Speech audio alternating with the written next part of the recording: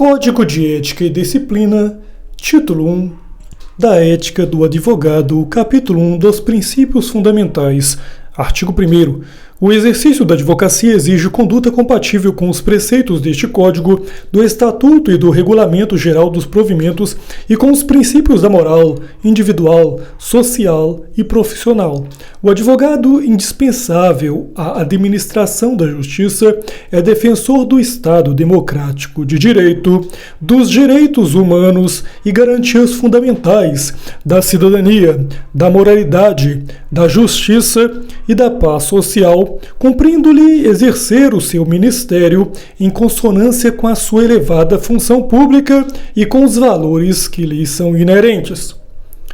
Parágrafo único. São deveres do advogado preservar em sua conduta a honra, a nobreza e a dignidade da profissão, zelando pelo caráter de essencialidade e indispensabilidade da advocacia. Inciso 2. Atuar com destemor, independência, honestidade, decoro, veracidade, lealdade, dignidade e boa-fé. Inciso 3. Velar por sua reputação pessoal e profissional. Inciso 4. Empenhar-se permanentemente no aperfeiçoamento pessoal e profissional, contribuir para o aprimoramento das instituições do direito e das leis. Inciso 6. Estimular a qualquer tempo a conciliação e a mediação entre os litigantes, prevenindo sempre que possível a instauração de litígios.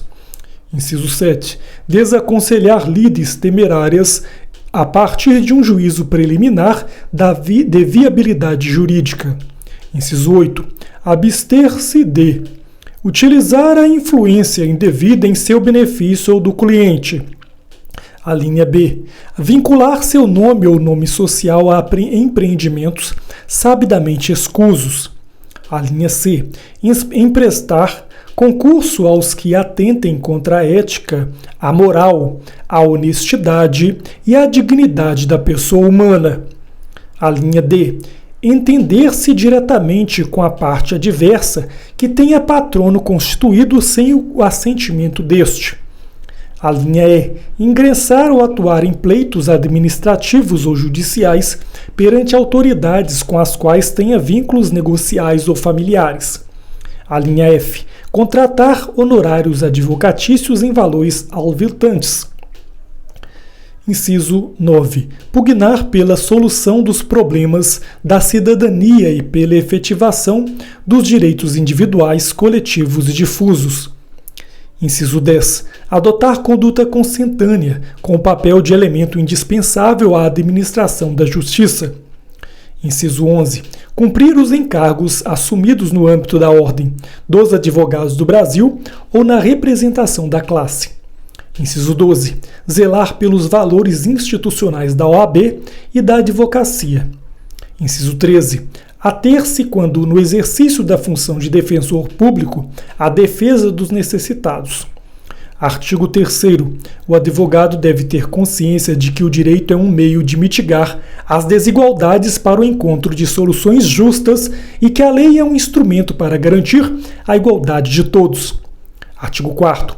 O advogado, ainda que vinculado ao cliente ou constituinte, mediante relação empregatícia ou por contrato de prestação permanente de serviços, ou como integrante de departamento jurídico ou de órgão de assessoria jurídica, público ou privado, deve zelar pela sua liberdade e independência. Parágrafo único. É legítima a recusa pelo advogado do patrocínio de causa e de manifestação no âmbito consultivo de pretensão concernente a direito que também lhe seja aplicável ou contrarie orientação que tenha manifestado anteriormente. Artigo 5º. O exercício da advocacia é incompatível com qualquer procedimento de mercantilização. Artigo 6º. É defeso ao advogado expor os fatos em juízo ou na via administrativa falseando deliberadamente a verdade e utilizando de má-fé. Artigo 7º. É vedado o oferecimento de serviços profissionais que implique direta ou indiretamente angariar ou captar clientela. Capítulo 2 da Advocacia Pública. Artigo 8º. As disposições deste Código obrigam igualmente os órgãos de advocacia pública e advogados públicos, incluindo aqueles que ocupem posição de chefia e direção jurídica. Parágrafo 1º. O advogado público exercerá suas funções com independência técnica, contribuindo para a solução ou redução de litigiosidade sempre que possível. Parágrafo 2º. O advogado público, inclusive o que exerce cargo de chefia ou direção jurídica, observará nas relações com os colegas, autoridades, servidores e o público em geral o dever de urbanidade, tratando a todos com respeito e consideração, ao mesmo tempo em que preservará suas prerrogativas e o direito de receber igual tratamento das pessoas com as quais se relacione. Capítulo 3 das relações com o cliente. Artigo 9º. O advogado deve informar o cliente de modo claro e inequívoco quanto a eventuais riscos de sua pretensão e das consequências que poderão advir da demanda. Deve igualmente denunciar desde logo a quem lhe solicite parecer ou patrocínio qualquer circunstância que possa influir na resolução de submeter-lhe a consulta ou confiar-lhe a causa. Artigo 10. As relações entre advogado e cliente baseiam-se na confiança recíproca. Sentindo o advogado que essa confiança lhe falta, é recomendável que externe ao cliente sua impressão e, não se dissipando as dúvidas existentes, promova em seguida o subestabelecimento do mandato ou a ele renuncie. Artigo 11. O advogado, no exercício do mandato, atua como patrono da parte, cumprindo-lhe por isso imprimir à causa orientação que lhe pareça mais adequada, sem se subordinar a intenções contrárias do cliente, mas antes procurando esclarecê-lo quanto à estratégia traçada. Artigo 12. A conclusão ou desistência da causa, tenha havido ou não extinção do mandato, obriga o advogado a devolver ao cliente bens, valores e documentos que lhe hajam sido confiados e ainda estejam em seu poder, bem como para prestar-lhe contas pormenorizadamente, sem prejuízo de esclarecimentos complementares que se mostrem pertinentes e necessários. Parágrafo único. A parcela dos honorários paga pelos serviços até então prestados não se inclui entre os valores a ser devolvidos. Artigo 13. Concluída a causa ou arquivado o processo, presume-se cumprido e extinto o mandato. Artigo 14. O advogado não deve aceitar procuração de quem já tenha patrono constituído, sem prévio conhecimento deste, salvo por motivo plenamente justificado ou para adoção de medidas judiciais urgentes e inadiáveis. Artigo 15. O advogado não deve deixar ao abandono ou ao desamparo as causas sob seu patrocínio, sendo recomendável que, em face de dificuldades insuperáveis ou inércia do cliente quanto a providências que lhe tenham sido solicitadas, renuncie ao mandato.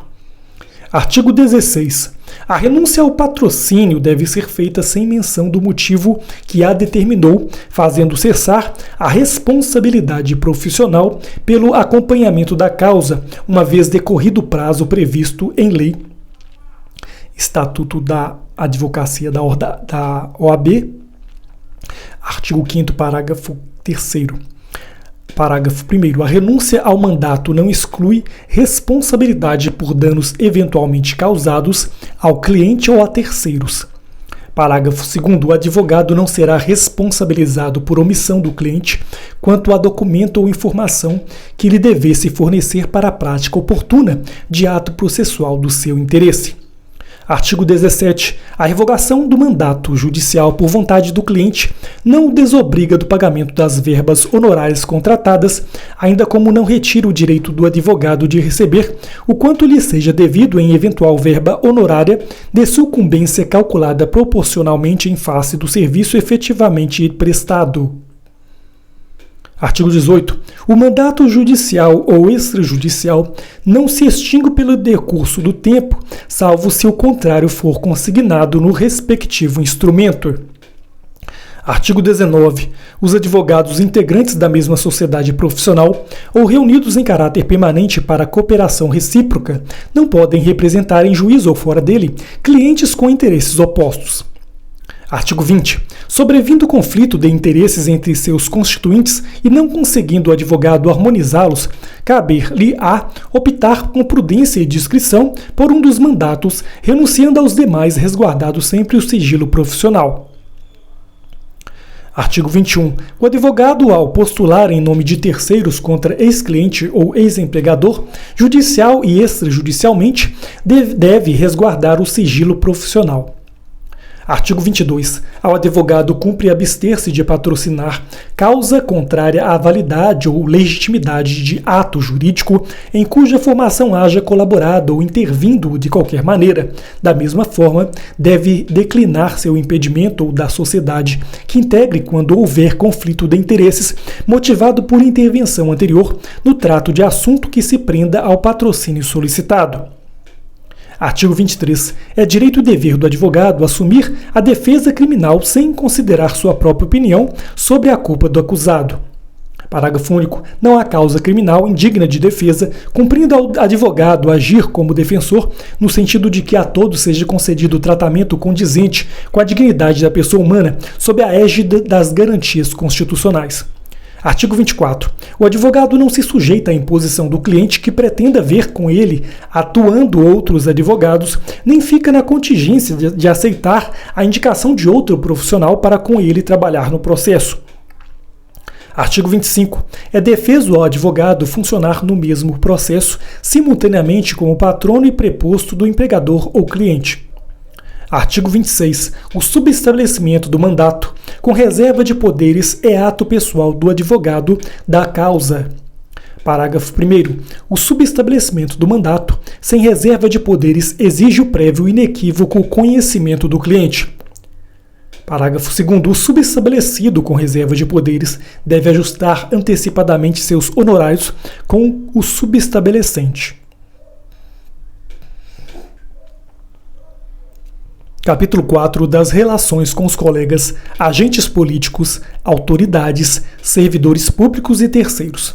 Artigo 27. O advogado observará, nas suas relações com os colegas de profissão, agentes políticos, autoridades, servidores públicos e terceiros em geral, o dever de urbanidade, tratando a todos com respeito e consideração, ao mesmo tempo em que preservará seus direitos e prerrogativas, devendo exigir igual tratamento de todos com quem se relacione. Parágrafo 1º. O dever de urbanidade há de ser observado da mesma forma nos atos e manifestações relacionados aos pleitos eleitorais no âmbito da Ordem dos Advogados do Brasil. Parágrafo 2º. No caso da ofensa à honra do advogado ou à imagem da instituição, adotar-se-ão as medidas cabíveis, instaurando-se processo ético disciplinar e dando-se ciência às autoridades competentes para a apuração de eventual ilícito penal. Artigo 28. Consideram-se imperativos de uma correta atuação profissional o emprego de linguagem escorreita e polida, bem como a observância da boa técnica jurídica. Artigo 29. O advogado de que se valer do concurso de colegas na prestação de serviços advocatícios, seja em caráter individual, seja no âmbito de sociedade de advogados ou de empresa ou entidade em que trabalhe, dispensar-lhes-á tratamento condigno, que não os torne subalternos seus, nem lhes alvilte os serviços prestados mediante remuneração incompatível com a natureza do trabalho profissional ou inferior ao mínimo fixado pela tabela de honorários que for aplicável. Parágrafo único. Quando o aviltamento de honorários for praticado por empresas ou entidades públicas ou privadas, os advogados responsáveis pelo respectivo departamento ou gerência jurídica serão instados a corrigir o abuso, inclusive intervindo junto aos demais órgãos competentes e com poder de decisão da pessoa jurídica de que se trate, sem prejuízo das providências que a Ordem dos Advogados do Brasil possa adotar com o mesmo objetivo. Capítulo 5 da Advocacia Pro Bono. Artigo 30. No exercício da advocacia pro bono e ao tratar como defensor nomeado, conveniado ou dativo, o advogado empregará o zelo e a dedicação habituais, de forma que a parte por ele assistida se sinta amparada e confie no seu patrocínio. Parágrafo 1º. Considera-se advocacia pro bono a prestação gratuita, eventual e voluntária de serviços jurídicos em favor de instituições sociais, sem fins econômicos e aos seus assistidos, sempre que os beneficiários não dispuserem de recursos para a contratação de profissional. Parágrafo 2º. A advocacia pro bono pode ser exercida em favor de pessoas naturais que igualmente não dispuserem de recursos para, sem prejuízo do próprio sustento, contratar advogado. Parágrafo 3º. A advocacia pro bono não pode ser utilizada para fins político-partidários ou eleitorais, nem beneficiar instituições que visem a tais objetivos, ou como instrumento de publicidade para captação de clientela. Capítulo 6 do exercício de cargos e funções na OAB e na representação da classe. Artigo 31. O advogado, no exercício de cargos ou funções em órgãos da Ordem dos Advogados do Brasil ou na representação da classe junto a quaisquer instituições, órgãos ou comissões públicos ou privados, manterá conduta consentânea com as disposições deste Código e que revele plena lealdade aos interesses, direitos e prerrogativas da classe dos advogados que representa. Artigo 32. Não poderá o advogado, enquanto exercer cargos ou funções em órgãos da OAB ou representar a classe junto a quaisquer instituições, órgãos ou comissões, públicos ou privados, firmar contrato oneroso de prestação de serviços ou fornecimento de produtos com tais entidades, nem adquirir bens imóveis ou móveis infungíveis de quaisquer órgãos da OAB ou a estes aliená-los. Parágrafo único. Não há impedimento ao exercício remunerado de atividade de magistério na Escola Nacional de Advocacia, ENA, nas escolas de advocacia, ESSAs, e nas bancas do exame de ordem, observados os princípios da moralidade e da modicidade dos valores estabelecidos a título de remuneração. Artigo 33. Salvo em causa própria, não poderá o advogado, enquanto exercer cargos ou funções em órgãos da OAB, ou tiver assento em qualquer condição, nos seus conselhos, atuar em processos que tramitem perante a entidade, nem oferecer pareceres destinados a instruí-los. Parágrafo único. A vedação estabelecida neste artigo não se aplica aos dirigentes de seccionais quando atuem nessa qualidade como legitimados a recorrer nos processos em trâmite perante os órgãos da OAB.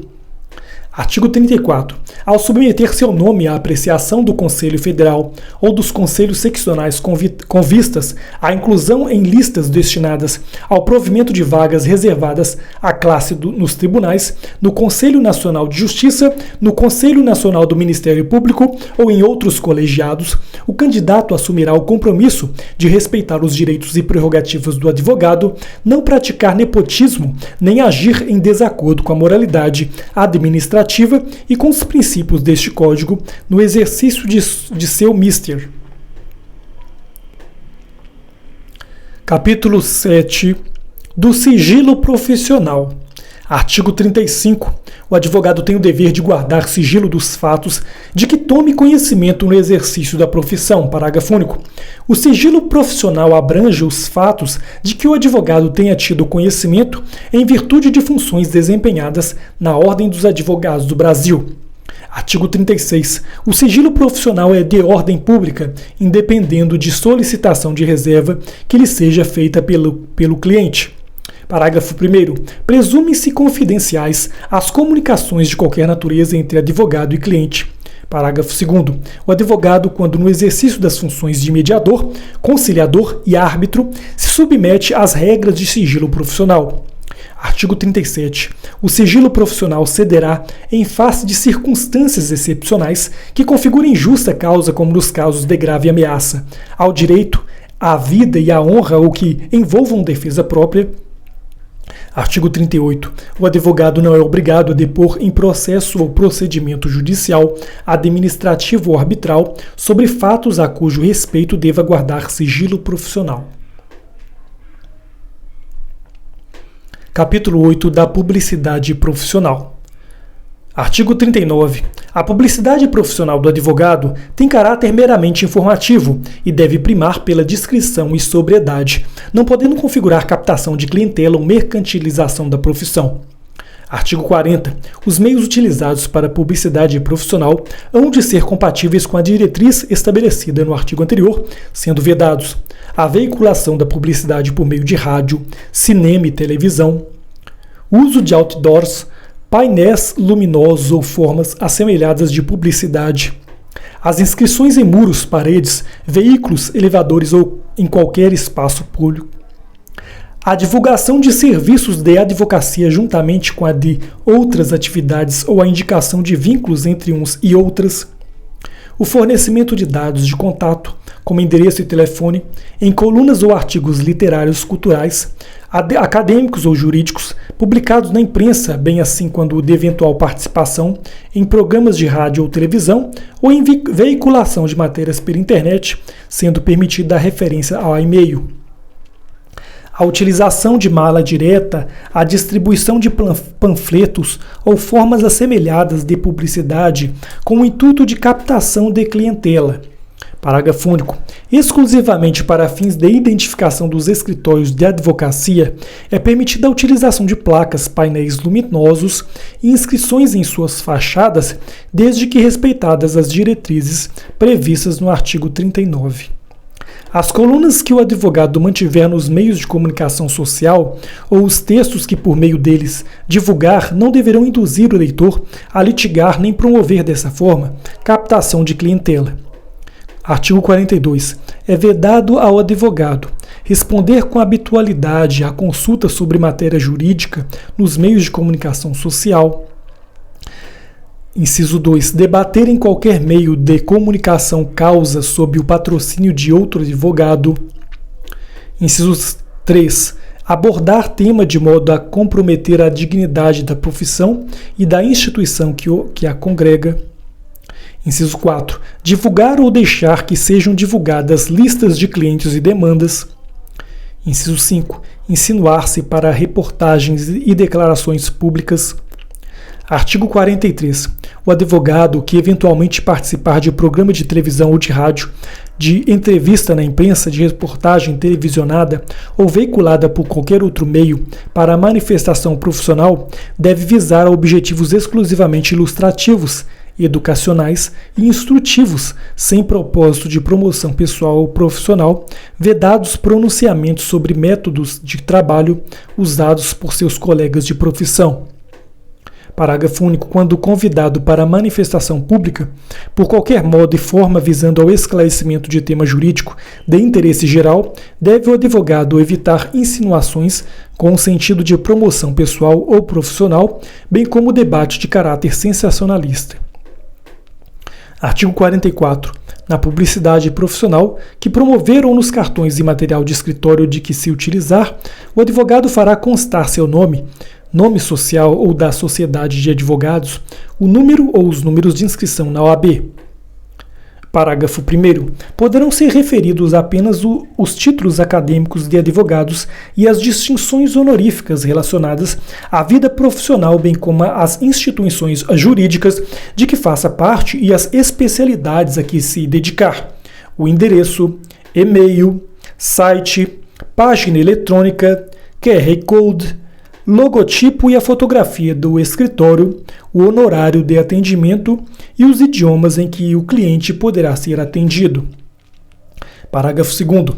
É vedada a inclusão de fotografias pessoais ou de terceiros nos cartões de visitas do advogado, bem como menção a qualquer emprego, cargo ou função ocupado, atual ou pretérito, em qualquer órgão ou instituição, salvo de professor universitário. Artigo 45. São admissíveis como formas de publicidade o patrocínio de eventos ou publicações de caráter científico ou cultural, assim como a divulgação de boletins por meio físico ou eletrônico sobre matéria cultural de interesse dos advogados, desde que a sua circulação fique adstrita a clientes e a interessados do meio jurídico. Artigo 46. A publicidade veiculada pela internet ou por outros meios eletrônicos deverá observar as diretrizes estabelecidas neste capítulo. Parágrafo único. A telefonia e a internet podem ser utilizadas como veículo de publicidade, inclusive para o envio de mensagens a destinatários certos, desde que essas não impliquem o oferecimento de serviços ou representem forma de captação de clientela. Artigo 47. As normas sobre publicidade profissional constantes deste capítulo poderão ser complementadas por outras do que o Conselho Federal aprovar, observadas as diretrizes do presente Código. Artigo 47-A. Será admitida a celebração de termo de ajustamento de conduta no âmbito dos Conselhos Seccionais e do Conselho Federal para fazer cessar a publicidade irregular praticada por advogados e estagiários. Parágrafo único. O termo previsto neste artigo será regulamentado mediante edição de provimento do Conselho Federal, que estabelecerá seus requisitos e condições.